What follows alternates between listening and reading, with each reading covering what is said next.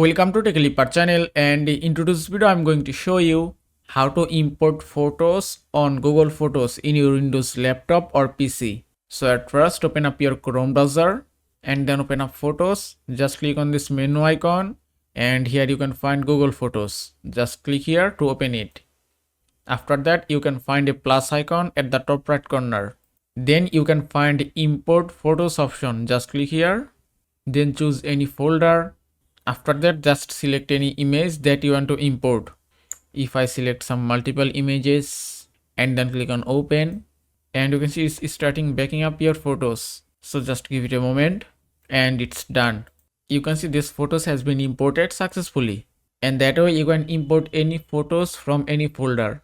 And that is how you can import photos on Google Photos in your Windows laptop or PC. I hope this video was helpful. If it was, please give it a thumbs up and don't forget to subscribe.